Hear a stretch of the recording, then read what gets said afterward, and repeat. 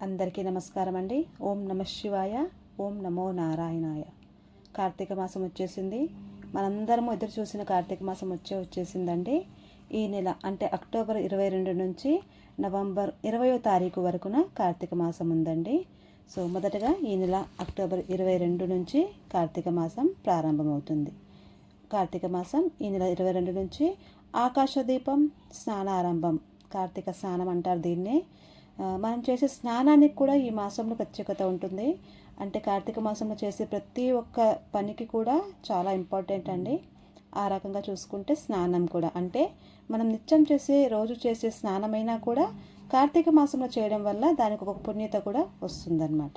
So వీలైనంతవరకు స్నానంలో కొంచెం పసుపు కానీ దేవుడు అంటే గంగాజలం ఉంటే గంగాజలం కానీ వేసుకొని పూజించుకోవడము చాలా మంచిదన్నమాట. సో ఈ నెల ఆకాశ దీపం స్టార్ట్ అవుతుంది, అదే రోజు స్నానారంభం స్టార్ట్ అవుతుంది. సో కుదిరితే నది స్నానం చేయాలి. నది స్నానం కుదరదు కాబట్టి, అందరికీ వీలవ్వదు కాబట్టి ఇంట్లో ఉన్న మంచినీళ్ళతోనే గంగా స్నానంగా మనము ఫీల్ అవుతూ ఆ దేవుణ్ణి గంగామాతను పూజిస్తూ స్మరిస్తూ స్నానం చేస్తే అంతే ఫలితం దక్కుతుందని మన పెద్దవాళ్ళు చెప్తున్నారు. సో ఇంట్లో ఉన్న నీటితోనే రోజు ఉదయాన్నే అంటే సూర్యోదయానికి ముందే స్నానం చేయడం ఒక ప్రత్యేకత అండి. సో ఈ నెల 22వ తారీఖు నుంచి కార్తీకం మొదలవుతుంది. ఇప్పుడు మనం ఈ నెల ఉన్న పండగలు ముఖ్యమైన రోజుల గురించి తెలుసుకోబోతున్నాం. కార్తీక మాసంలో ఏది చేసినా ముఖ్యమేనండి, అయితే అందులో ఇంకొంచెం ముఖ్యత ఉంది, అదేంటో తెలుసుకుందాం. 23వ తారీఖున భగినీ హస్త భోజనం ఉందండి. ఇది ఎందుకు అంటే అన్నాతమ్ములని సోదరి అక్క కానీ చెల్లి కానీ తన ఇంటికి పిలిచి భోజనం పెట్టడం ఒక పద్ధతి. అది ఎందుకు అంటే దాని వెనక ఒక స్టోరీ కూడా ఉందండి. యమధర్మరాజు తన సోదరి అయిన యమధర్మరాజుని పిలిచి తనకు తోచిన విధంగా తన మర్యాదపూర్వకంగా భోజనం పెడుతుందండి. యమధర్మరాజు యమున పెట్టిన భోజనాన్ని మంచిగా తినేసి తృప్తి పొంది, నీకు ఏం వరం కావాలో అడుగు సోదరి అని అన్నప్పుడు ఈ సోదరి అంటే యమున మనందరి కోసము ఒక వరం కోరుకుంటుంది. అన్నయ్య, ఇంత మంచిగా నాకు దీవిస్తున్నావు కదా, నేను ఒకే ఒక వరం అడుగుతున్నాను. ఈ రోజున ఇప్పుడు నువ్వు తిన్న రోజు తిథి ఏదైతే ఉందో, ఈ తిథి వచ్చిన రోజున ఏ తమ్ముడు ఏ అన్నైనా తన సోదరి ఇంటికి వెళ్ళి భోజనం చేసినప్పుడు ఆ అన్నకి ఆ తమ్ముడికి అంటే ఆ సోదరుడికి అపమృత్యు దోషం తొలగింపచేయు అన్నయ్య, ఇదే నేను కోరుకునే కోరిక అని ఆ సోదరి అంటే యమున అమ్మ మనందరి తరపున అడుగుతుంది. అప్పుడు యముడు సంతోషించి అలాగే తదాస్తు అంటాడు. దానితో పాటు ఇంకొక వరం ఇస్తాడు. ఇలా పెట్టిన చెల్లులందరూ కూడా సౌభాగ్యవంతులు కాక అని దీవిస్తాడు. ఇది భగినీ హస్త భోజన ప్రత్యేకత. అయితే 25వ తారీఖున నాగుల చవితి ఉందండి. అక్టోబర్ 25వ తారీఖున నాగుల చవితి ఉంది. మన హిందూ సాంప్రదాయంలో మనం ప్రతి ఒక్క జీవిని పూజిస్తాము, ప్రేమిస్తాము, మర్యాదిస్తాము. సో ఆ కార్యక్రమంలో మనము పాములకు పుట్టల్లో పాలు పోయడము మన సాంప్రదాయము. సో ఆ సాంప్రదాయంలో కొంతమంది హిందువులు నాగుల పంచమి రోజు పాలు పోస్తే, ఇంకొంతమంది నాగుల చవితి రోజు పోస్తారు. సో నాగుల చవితి ఈ నెల 25 తారీఖున వచ్చింది. పాలు, నువ్వులు, బెల్లం, గుడ్లు పుట్టలో పోయడము ఈరోజు ప్రత్యేకత. అలాగే 27వ తారీఖున మొదటి కార్తీక సోమవారం వచ్చిందండి. మనందరికీ తెలుసు కార్తీక మాసంలో వచ్చే సోమవారంకి కూడా ప్రత్యేకత ఉంది. ఒక్కొక్కసారి 4 సోమవారాలు వస్తాయి, అప్పుడప్పుడు చాలా అరుదుగా 5 సోమవారాలు వస్తాయి. అయితే ఈసారి కార్తీక మాసంలో 4 సోమవారాలు వచ్చాయి. అందులో మొదటి సోమవారము 27వ తారీఖు అక్టోబర్ నెలలో ఉందండి. సో మనందరికీ తెలిసిన విషయమే, సోమవారం అంటే శివయ్యకి చాలా ప్రీతి.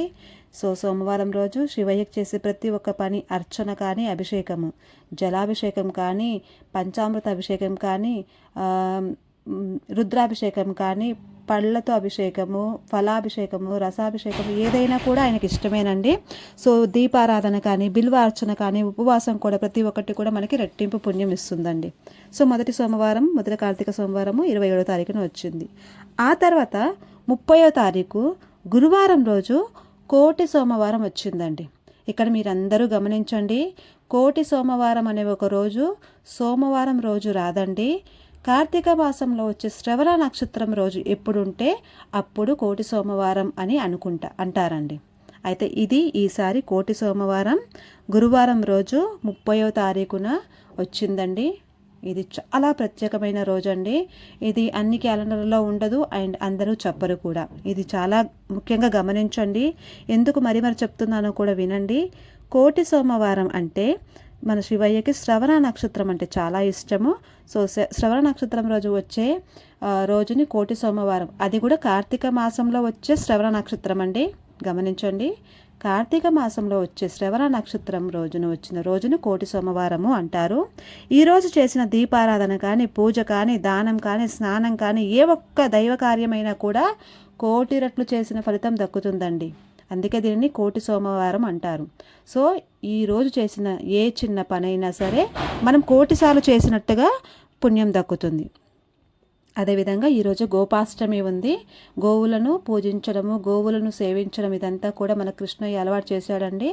సో గోసేవకుడు కృష్ణుడు ఈ గోపాష్టమి రోజు నుంచి మొదలైందండి. సో గోపాష్టమి రోజు చేసే గోపూజ చాలా ముఖ్యమైన ఫలితాన్ని ఇస్తుంది.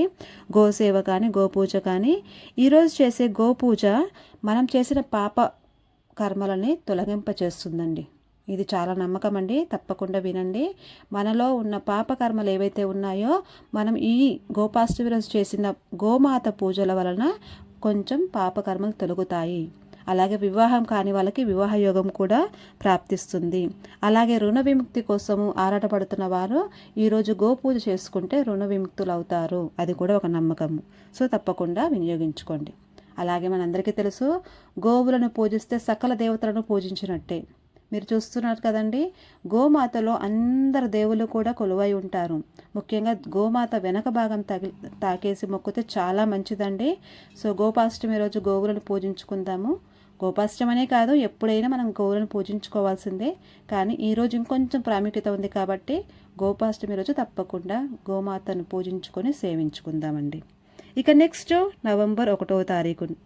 నవంబర్ 1వ తారీఖు ఏకాదశి ఉందండి. మనందరికీ తెలిసిందే, ప్రతి నెల వచ్చే ఏకాదశి మన విష్ణుమూర్తికి చాలా ఇష్టము.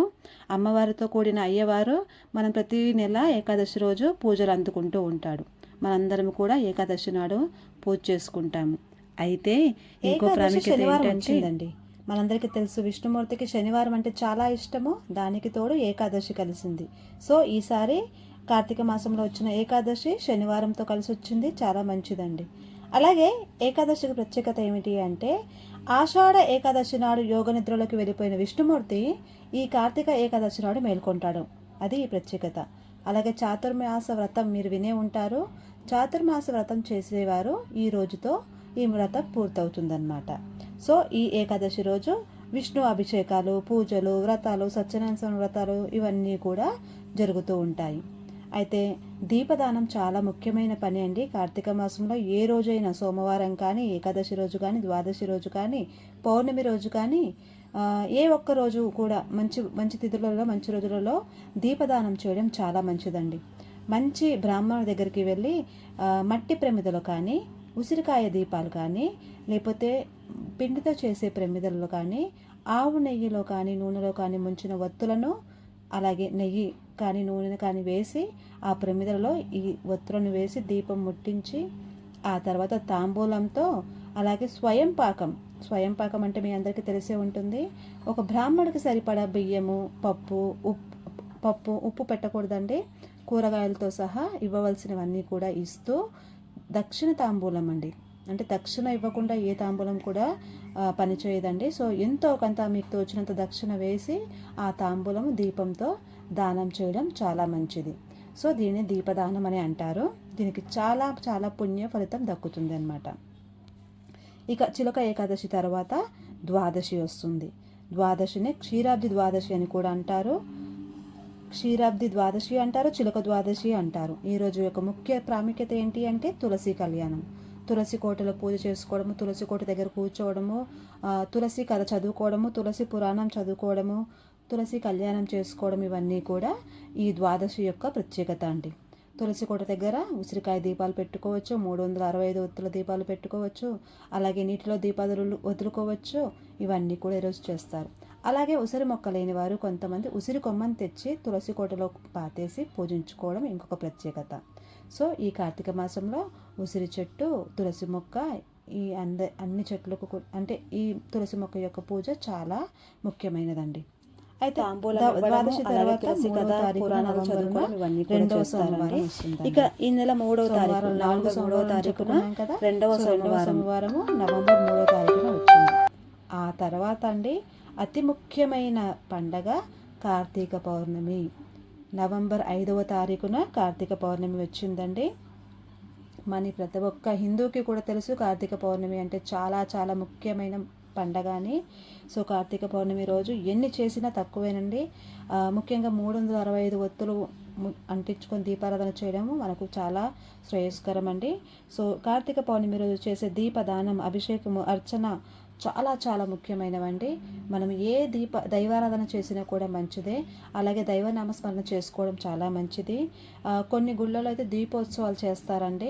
అంటే చాలా దీపాలను ఓంకారంలో కానీ స్వస్తిక్లో కానీ ఏదో రకంగా దీపాలను పెట్టి నూనె వేసి ఒత్తులు వేసి భక్తులందరము కలిసి వెళ్ళి ముట్టించడము దీపారాధన, దీపోత్సవం అంటారు. అలాగే ఉసిరికాయ దీపాల గురించి ప్రత్యేకంగా చెప్పాల్సిన పనే లేదు.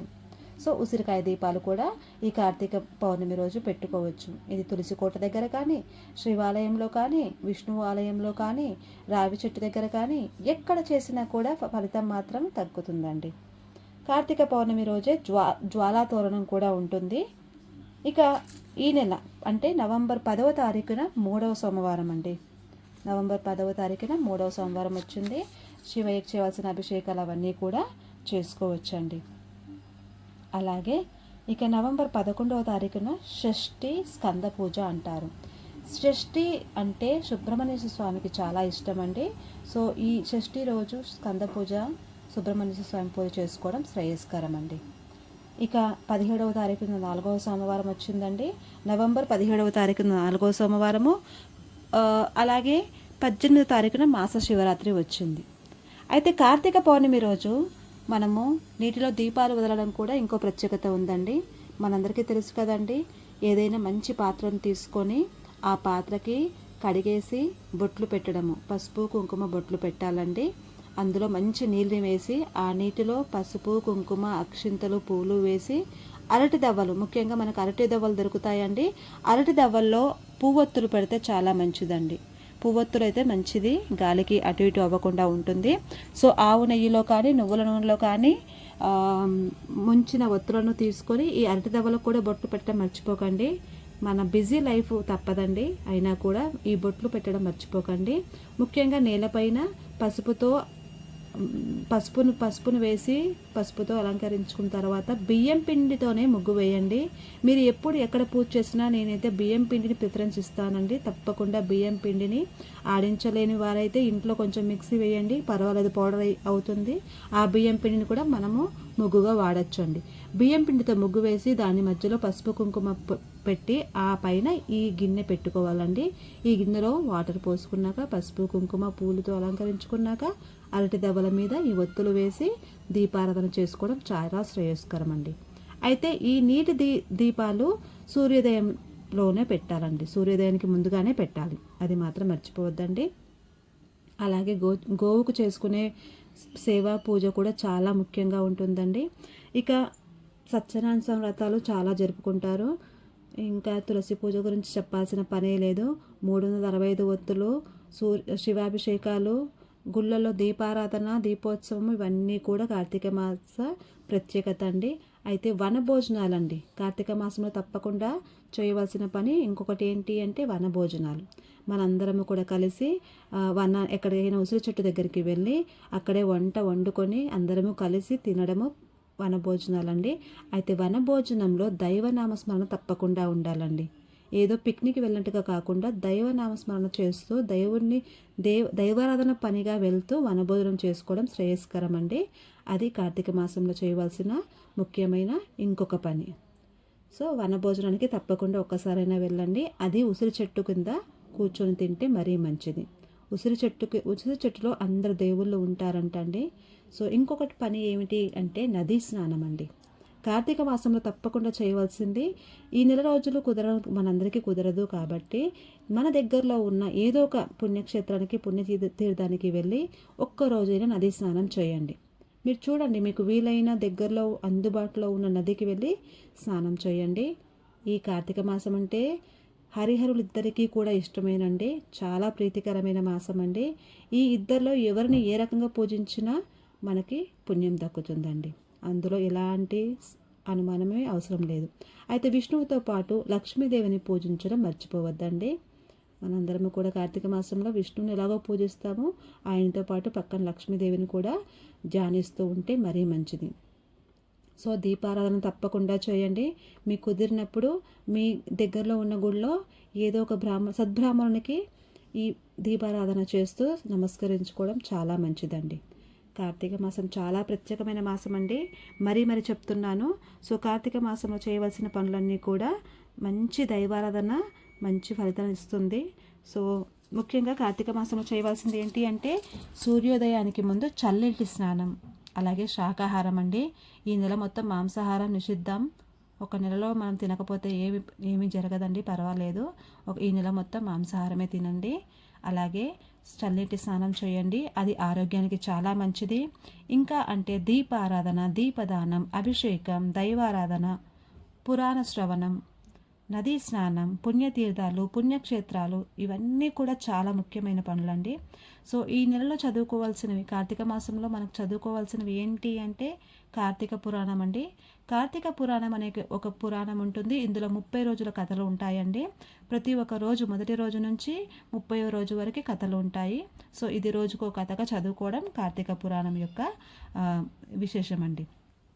అలాగే శివపురాణం కూడా చదువుకోవచ్చు, శివాష్టకం చదువుకోవచ్చు, లింగాష్టకము, శివ పంచాక్షరి మంత్రము, విష్ణు అష్టోత్తరాలు, శివ అష్టోత్తరాలు, విష్ణు సహస్రనామాలు ఏవైనా అండి, మనకు తోచినవి ఏవైనా చదువుకోవచ్చు అండి. ఇంకొంతమంది అనొచ్చు మేము చదవలేము, మాకు చదువు రాదు అని అనొచ్చండి. మీకు ప్రతిసారి చెప్తున్నానండి, ఓం నమ శివాయ అనండి చాలు, ఓం నమో నారాయణ అనండి చాలు. ఓం అంటే చాలండి. మన మనసు నుంచి దైవం యొక్క నామం ఏ రకంగా వచ్చినా ఆ దేవుడు స్వీకరిస్తాడండి. చదవలేని వారు ఆ వీడియో పెట్టుకోండి, ఆడియో పెట్టుకోండి, వినండి, తప్పకుండా అంతా ఫలితాలను పొందుతామండి. అలాగే మన ఆచారాలను బట్టి కార్తీక మాసంలో ఒక్కొక్కరికి ఒక్కొక్క అలవాటు ఉంటుందండి. అలవాటు అంటే మన పెద్దవాళ్ళ నుంచి వచ్చిన సాంప్రదాయం అండి. సో ఇది అందరూ కూడా గమనించండి. అందరికీ అన్ని పూజలు ఉండవండి, అంటే అన్ని పూజలు చేసుకోవచ్చు, కానీ మన ఇంటి సాంప్రదాయానికి ముఖ్యమైన ప్రాముఖ్యత ఇవ్వండి. అది ఏమిటి అంటే కొంతమందికి కార్తీక సోమవారాలు ఉంటాయండి, కొంతమందికి పున్నాల నోములు ఉంటాయి. అంటే కార్తీక పౌర్ణమి రోజు చేసే నోము కొంతమందికి పున్నము అంటారండి, కార్తీక పున్నాలు అంటారు. కొంతమంది సోమవారాలు ఉంటాయండి వారి ఇంటిని బట్టి. ఇంకొంతమందికి కేదారేశ్వర వ్రతం ఉంటుందండి. సో ఇవన్నీ చూసుకొని మన పెద్దవాళ్ళని అడిగి తెలుసుకొని చేయండి. ఆ తర్వాత మిగిలిన పూజలన్నీ చేసుకోండి, తప్పులేదు. కానీ ముందుగా మన కుటుంబాన్ని బట్టి మన పెద్దల నుంచి వచ్చిన సంప్రదాయాన్ని కంటిన్యూ చేస్తూ మిగిలిన పూజలన్నీ చేసుకోవడం శ్రేయస్కరం అండి. అలాగే ఈ నెలలో మనం ముందుగా తెచ్చిపెట్టుకోవాల్సిన వస్తువులు కొన్ని ఉన్నాయండి. అవి ఏమిటో ఒకసారి చూద్దాము. పసుపు అండి, ముఖ్యంగా అన్నిటికీ కూడా కావాల్సింది పసుపు, కుంకుమ, గంధం, బియ్యం పిండి అండి. నేను ప్రత్యేకంగా చెప్తున్నాను, ఎప్పుడు ఏ పూజ చేసినా బియ్యం పిండితోనే ముగ్గు వేయండి, అది చాలా మంచిదండి. సో బియ్యం పిండిని ముందుగానే రెడీగా పెట్టుకోండి. పసుపు, కుంకుమ, గంధం, బియ్యం పిండి, నెయ్యి, నూనె, వత్తులు, అగరబత్తులు, ధూప్ స్టిక్స్, అక్షింతలు, ప్రమిదలు మీరు మట్టివి కానీ, అలాగే అప్పుడప్పుడు పిండి ప్రమిదలు, అలాగే ఉసిరికాయ ప్రమిదలు కూడా పెట్టుకోండి. ఇంకా పూలు, పండ్లు, తమలపాకులు తెచ్చి పెట్టుకోండి. మన పండగల్ని బట్టి, రోజుల్ని బట్టి 2 రోజులకోసారో 3 రోజులకోసారో ఇవి పూలు, పండ్లు, తమలపాకులు తెచ్చి పెట్టుకోవచ్చండి. పక్కలు, బెల్లం మాత్రము పసుపు కుంకుమలతో తెచ్చిపెట్టుకుంటే ఈ నెల అంతా సరిపడా తెచ్చిపెట్టుకుంటే మనకు అన్ని రోజులు ఉపయోగపడతాయండి. అయితే ఉసిరికాయ దీపం పెట్టడం కూడా కొంచెం ప్రత్యేకత అండి. ఒకసారి చూసుకోండి. ఉసిరికాయల్ని కడిగి వాటికి కూడా బొట్లు పెట్టాలండి. అన్నిటికీ బొట్లు పెట్టడం చాలా మంచి పని అండి. బొట్లు పెట్టకుండా ఏ పని చేయకండి, ఇది ఒకటి గమనించుకోండి. ఉసిరికాయల్ని కడిగి తుడిచి బొట్లు పెట్టి కొంచెం రంధ్రాలు చేసి వాటిపైన ఒత్తులు వేసి దీపాలు పెట్టడం ఉసిరికాయ దీపాలండి. తులసి పూజ గురించి ప్రత్యేకించి చెప్పక్కర్లేదండి. నేను ఈ నెలంతా కూడా ఉసిరి కొమ్మని తెచ్చిపెట్టుకున్నాను. ఇదిగోండి నా తులసి కోట. మొదటిది బ్రహ్మకమలం అండి, బ్రహ్మకమలం ఈ మధ్య వేసుకున్నాను. తులసి కోట, మూడవది ఉసిరి కొమ్మ చెట్టు అండి. ఈ మూడింటిని ఈ నెలంతా పూజించుకుంటున్నాను. ఇదిగోండి నా తులసి కోట ఇలా ఉంది. సో మీరు కూడా మీకు వీలంత విధిగా తులసి కోటను మంచిగా బియ్యం పిండితో ముగ్గులు వేసి బొట్లు పెట్టి అలికి దీపారాధన చేసుకుంటే మరీ మంచిదండి. అయితే మీరు చూస్తున్నట్టుగా ఇక్కడ గౌరమ్మను కూడా నేను పూజించుకుంటున్నాను. అంటే రోళ్ళు అండి మనకు ఎక్కడికి వెళ్ళినా ఇవి అంటే ఏ పుణ్యక్షేత్రాలకు వెళ్ళినా ఇప్పుడు ఇవి దొరుకుతున్నాయి. సన్ని రాయి అంటారండి. అలాగే రోళ్ళు రకరకాల రోళ్ళు అండి. ఇవి 4 దొరుకుతున్నాయి సెట్గా. ఇవి తెచ్చుకుంటే మనకి రోలు పెద్ద రోలు లేకపోయినా ఇసురు రాయి లేకపోయినా వీటిని పూజించుకుంటే సరిపోతుందండి. సో ఇదండి కార్తీక మాసం యొక్క ప్రత్యేకత. సో ఈ నెలలో కుదిరినంత వరకు ఎంత కుదిరితే అంత దైవారాధనలో మునిగి తేలుదామండి. దీపారాధన, స్నానాలు, పుణ్యతీర్థాలు ఇవన్నీ కూడా చేసుకొని పుణ్యం దక్కించుకుందామండి. సో మీకు నా వీడియో కనుక లైక్ అయితే ప్లీజ్ లైక్ అండ్ సబ్స్క్రైబ్ మీ. ఆల్రెడీ సబ్స్క్రైబ్ చేసుకున్న వారు మిగిలిన మీ ఫ్రెండ్స్కి రిఫర్ చేయండి please. Thank you. Happy Karthika మాసం అండి. హ్యాపీ కార్తీక పౌర్ణమి. అలాగే ఇంకో వీడియోతో మీ ముందుకు వస్తాను. Thank you so much. ధన్యవాదాలు. ఓం నమః శివాయ.